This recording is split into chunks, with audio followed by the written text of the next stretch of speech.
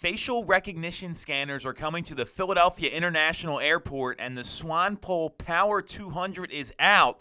What does it all mean? Tune in to Toole Time right now.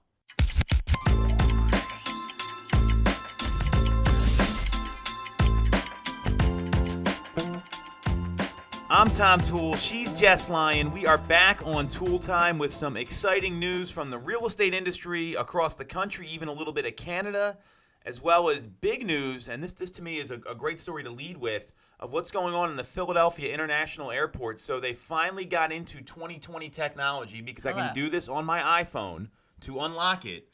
Pay for things. Well, besides pay for things, facial recognition scanners are being used at 3 gates, and they're going to roll it out and be a little more robust in how the test goes. It's a pilot program. What do you think about all this, Jess?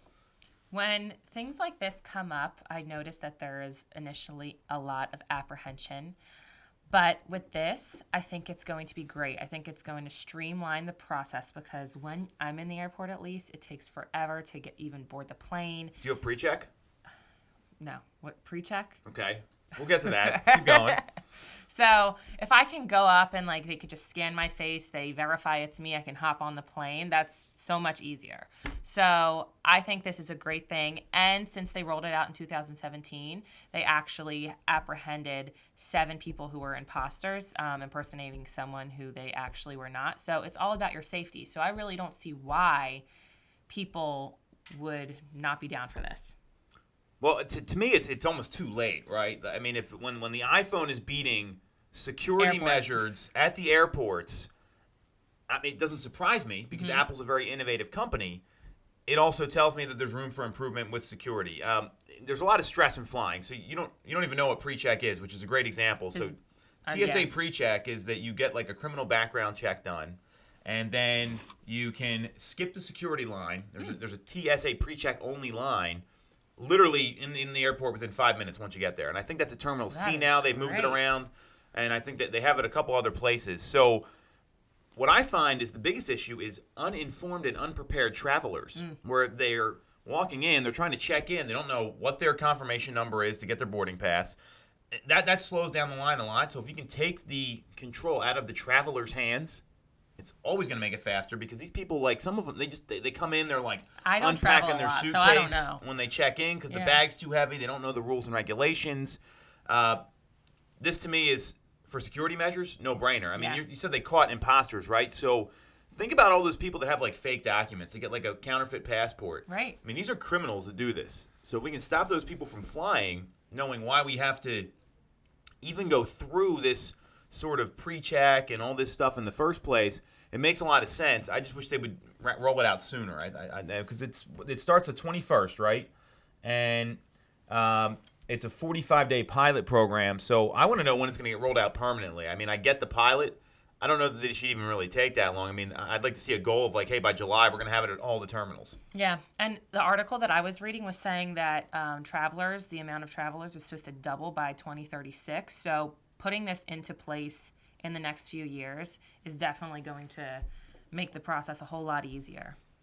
Why are travelers doubling by 2036? Was there any intel in there? It says, no intel.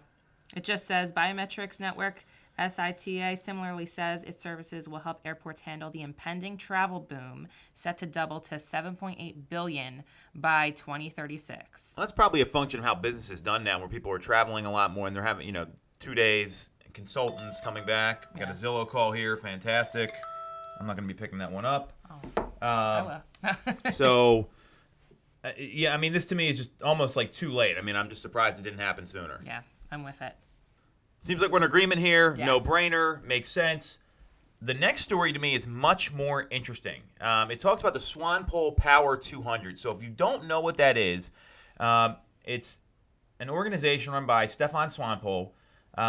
And he comes out with a leadership rankings list that rank the most powerful real estate leaders in the residential areas as of the end of the year.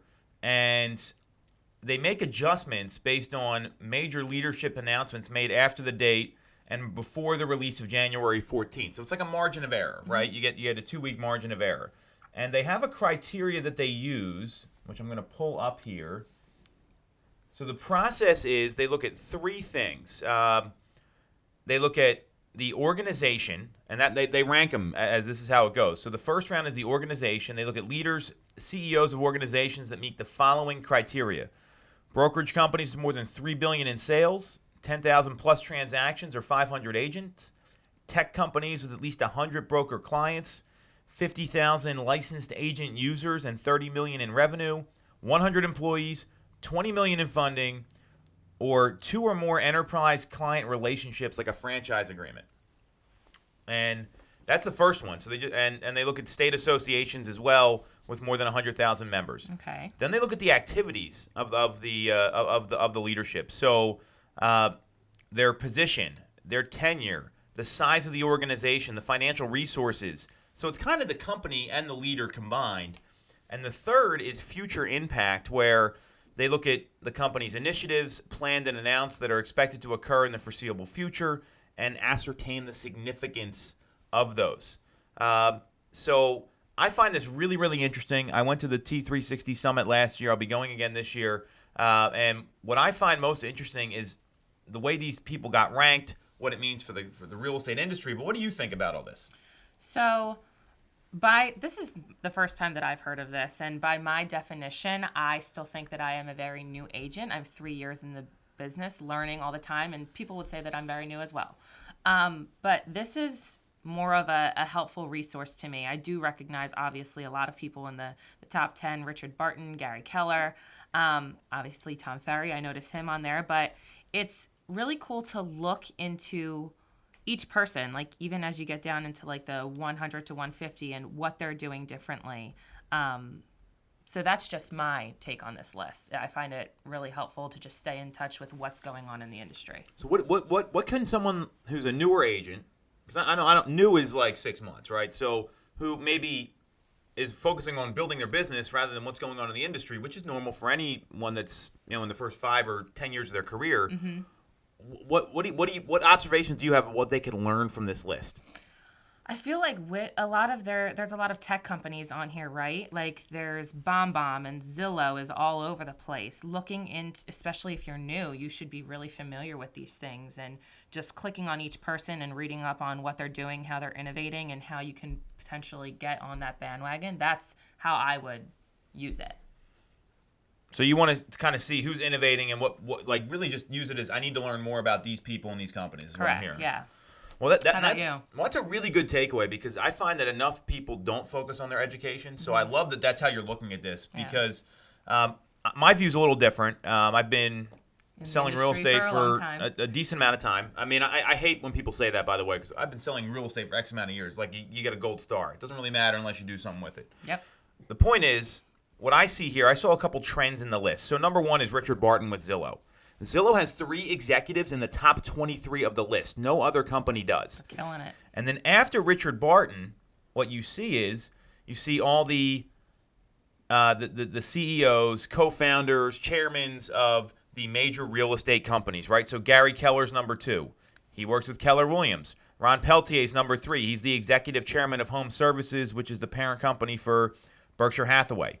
And the guy on the right underneath him is Gino Blafari, I've had the chance to speak with him numerous times. Really smart guy, one of the best minds in real estate. He comes in number 12. He's the CEO. So I mean, obviously everyone's got a different corporate structure.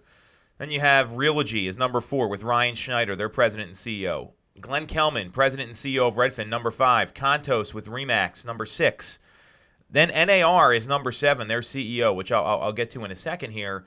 Then you have Compass, Howard Hanna. So the top 10 are, the most part, are brokerages, with the exception of one tech company and the governing body, sort of real estate. So that, to me, my observation there is that there's all the brokerages and there's all the tech companies. And most of the people running the tech companies were like 100 plus in the list. Greer Allen, major shout out, Greer. Looking forward to Unite. 133. He runs Boomtown. Yep. Connor, the CEO of BombBomb, is 143. I mean, there's a lot of tech companies. They're the ones we use. So we're seeing a lot of those guys placed down lower, with the exception of Zillow. So what does that mean, right? What that tells me is that Zillow is still the Google of real estate, like we talked about. Yep, it is. Zillow is still setting the agenda that all the other companies are kind of having to pivot to based on the changes they're making. Mm-hmm. Redfin, debatably a tech company. Okay. Because they don't have your typical sort of agent there. They have some stuff rolling out on their website. They probably have the best website in real estate as far as I'm concerned. So, debatably you have them, but no one has the 3 people in the top 23 like Zillow does, which tells me they are influencing the industry more than anyone. And there's a lot of really smart people on here, a lot of great leaders. Tom Ferry, 61, big shout out. Thank you and he's the highest ranked coach by far. I think Buffini's right after him. He's number 62, and then there's some other people that are lower, including his dad, who's like 150 or something. So what I see here is that Stefan and his organization have identified, hey, Zillow's setting the agenda right now. So that's where the pressure's on all these other people, where Keller Williams has their new CRM rolling out, their new tech piece. Compass says they're a tech company. They tend to buy things. I mean, the pressure's going to be on them, on these other companies to innovate and catch up with Zillow, because right now Zillow is the one that has the most. And when you look at the criteria, right, significance, influence, future plans, Zillow has a lot of that, but it's already been very well documented what they're looking to do. So the future impact to me is really, really interesting. So this is just a validation for a lot of stuff we've been saying on the show here that we've been talking about and what Zillow's been doing. And this is an independent third party. Stefan has no skin in the game here. He is a super nice guy. He looks at everything very objectively and doesn't put his opinion into this. This is all based on facts and an evaluation process. So really, really interesting to me, and it just kind of validates what we've been seeing on the front lines here. It really has. I'm definitely going to bookmark this one and look into everybody because it's super helpful. You're going to have a lot of free time for looking at all 200 of these people. Not lately, but yeah. Well, you better find some time. I mean, that's a lot, so maybe skip over a few, right? So very, very interesting. Check out the Power 200 if you haven't, and really good resource for anyone who wants to learn more about what's going on in our industry. For sure.